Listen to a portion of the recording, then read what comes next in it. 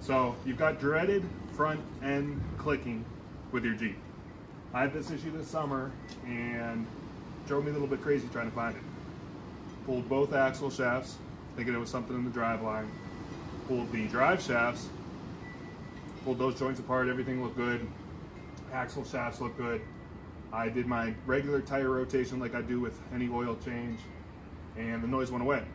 So what I had found out is that with the specific lift that I put on this Jeep, I had to run 2.5 or 1.5 inch wheel spacers, and they're aluminum alloy, and they had backed off a little bit and gotten a little bit loose, and that's what was causing my front end clicking.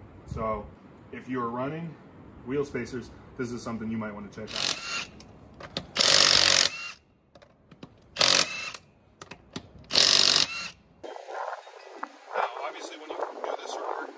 Best practice is to put jack stands under there. I'm not going to be working under the Jeep, so we're doing this quick and dirty.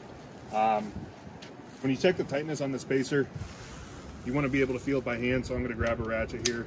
This is a torque wrench, and just go through and check exactly how tight it is, because you're not going to feel it with the rattle gun. So I'm going to turn this up pretty high. There are torque specifications for this. I'll link them below.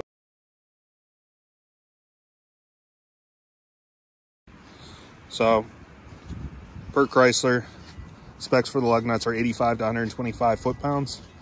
So I'm going to go ahead and turn this all the way up to 125.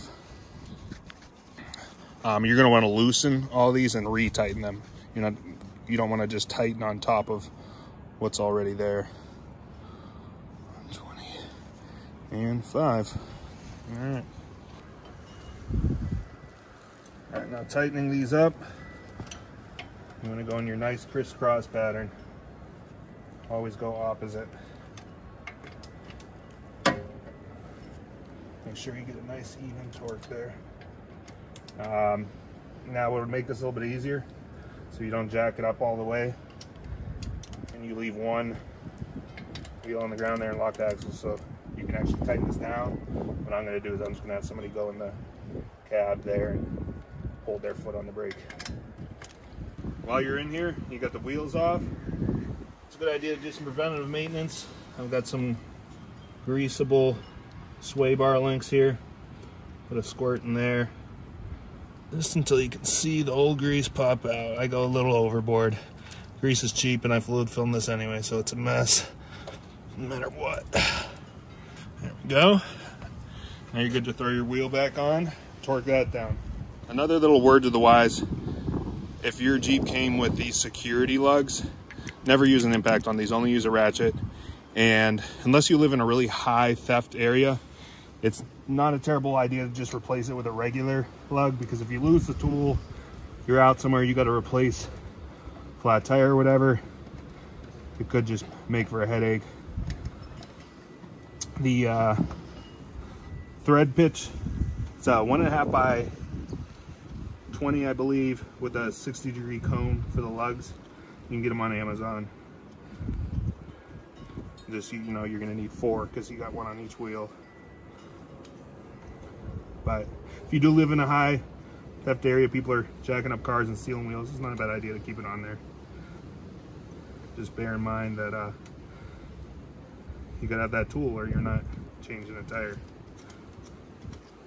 So obviously you're not so worried about the crisscross pattern when you're getting these lugs just on there, but you are when you get to tightening.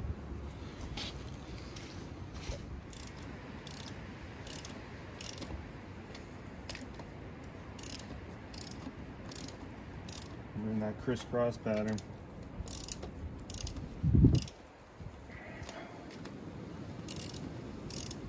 Now, obviously, there's a lot of noises that can come from your front end, and this may not be the solution to your front end noise, but if you have wheel spacers and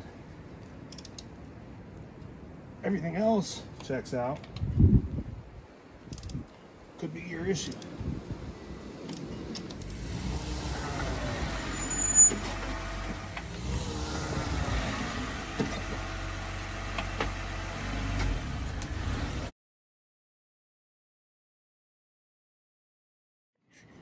Waiting for some sort of signal.